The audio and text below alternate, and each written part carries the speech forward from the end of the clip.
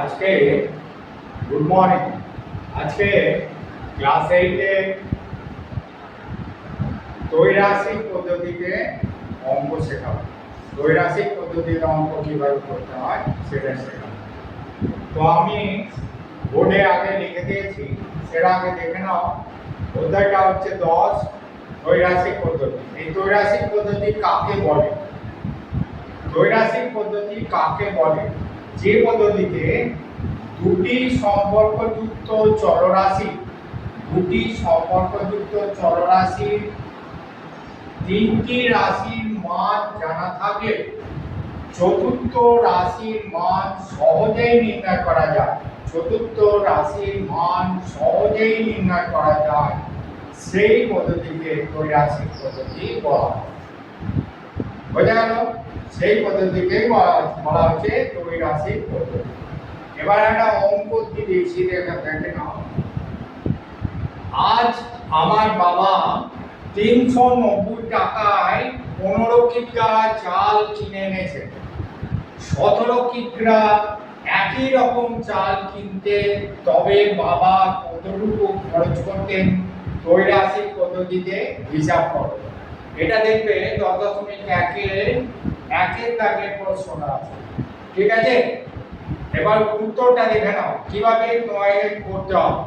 যেহেতু এখানে বলে দিয়েছে ত্রৈরাশিক পদ্ধতিতে হিসাব করো, তাহলে তোমাকে অবশ্যই ত্রৈরাশিক পদ্ধতি করতে হবে। ওইটি নিয়মে করলে হবে না, কোনো নাম্বারই পাবে না। ত্রৈরাশিক পদ্ধতিতে করতে গেলে প্রথমে যে স্টেপগুলো তোমাকে জানতে হবে, সেই স্টেপটা হচ্ছে এই স্টেপটা ফার্স্ট লিখতে হবে। গণিতের ভাষায় সমস্যাটি হলো, ঠিক আছে? এইবার সমস্যা দুটোকে সাজাতে হবে। সমস্যা দুটো আমরা বলেছি দুটি সম্পর্কযুক্ত। দেখো দুটি সম্পর্ক, একটা এখানে আছে চালের পরিমাণ, ব্র্যাকেটে হলো কিগ্রা, আর একটা হচ্ছে চালের দাম, ব্র্যাকেটে হলো টাকা। ঠিক আছে? এইবার দুটি সম্পর্ক এখানে হয়েছে, তাহলে চালের পরিমাণ কিগ্রা, চালের দাম টাকা। এবার আমরা ফার্স্ট লাইনেই আমরা কি পেয়েছিলাম? 15 কিগ্রা চাল। তাহলে প্রথম লিখলাম 15 কিগ্রা। চালের দামে কত লিখলাম? 390 টাকা। ঠিক আছে? এবার কি জানতে চেয়েছে? এটা 17 কিগ্রা। তাহলে 17টা তার তলায় লিখলাম, চালের পরিমাণের জায়গায় লিখলাম, আর চালের দাম হলো জিজ্ঞাসা চিহ্ন। মানে এটাই তোমাকে নির্ণয় করতে হবে। ঠিক আছে? এবার দেখা যাক যে আগের ছিল 15 কিগ্রা, এখন হয়েছে 17 কিগ্রা। তাহলে কি হলো? চালের পরিমাণটা বেড়ে গেল, একই না? এই চালের পরিমাণ বাড়লে চালের দামও বাড়বে।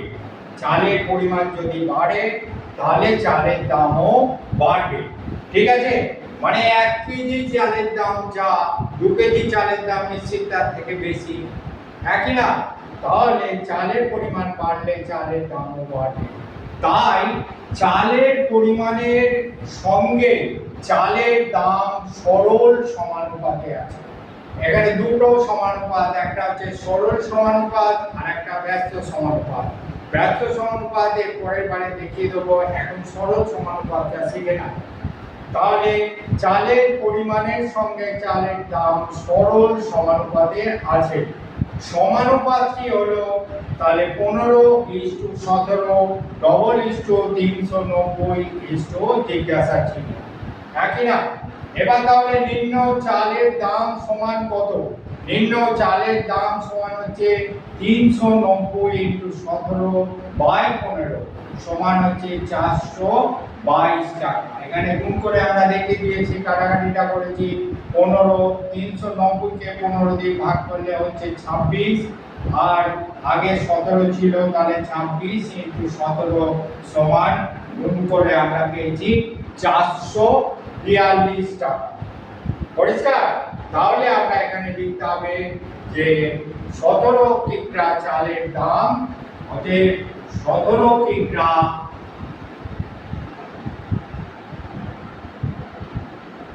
চালের দাম। এটা না লিখে তোমরা এটাও লিখতে পারো যে বাবাকে এটাও লিখতে পারো, বাবাকে কত টাকা খরচ করতে হবে, তাহলে 442 টাকা আমাদের বাবাকে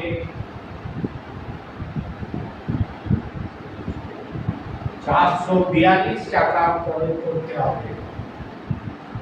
442 টাকা খরচ করতে হবে।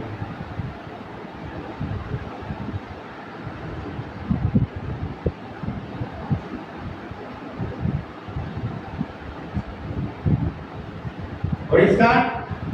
ঠিক আছে, এরপরে অঙ্কগুলো তোমরা সবাই করবে। যদি কোনো অসুবিধা হয় তাহলে অবশ্যই আমাকে কমেন্ট সেকশনে গিয়ে জানাবে যে কোন অঙ্কটা অসুবিধা হচ্ছে, আমি নিশ্চিত দেখিয়ে দেবো।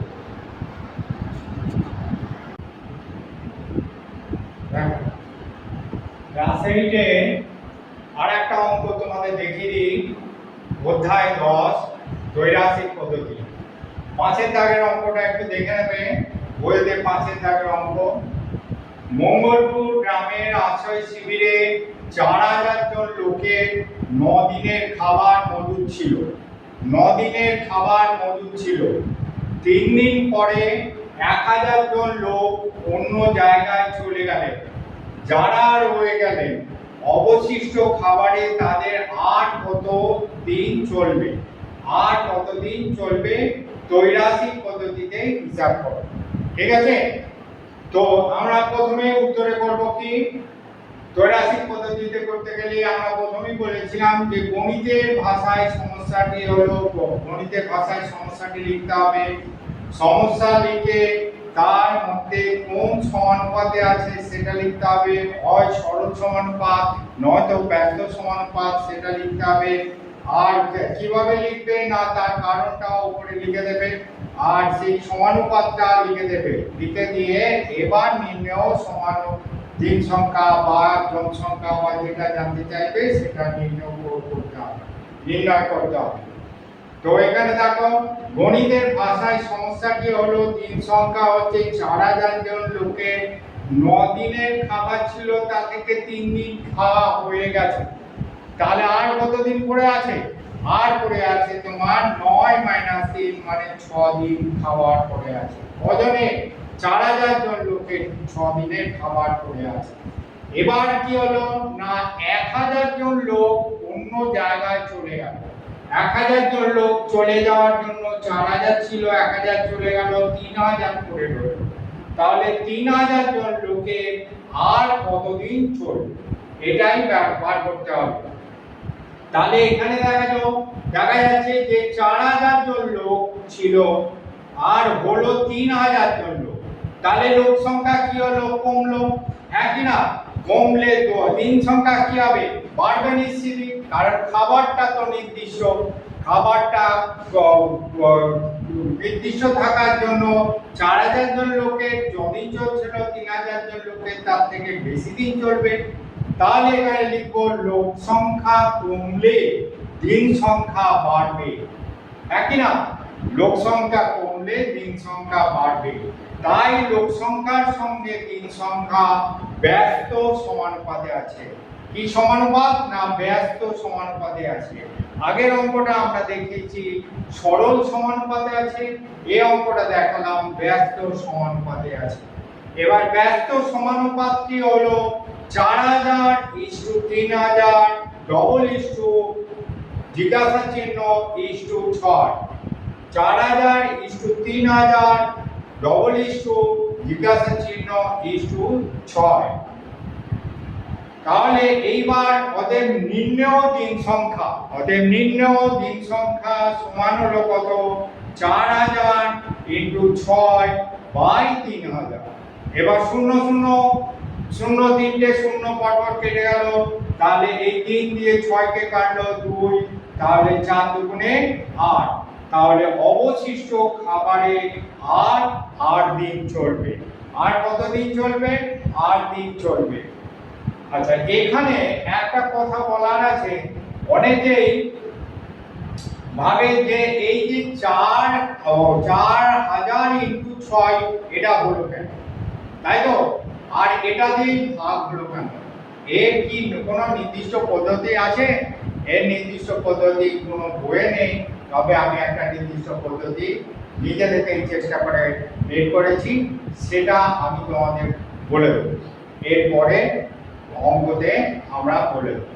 ঠিক আছে, আজ এই পর্যন্তই।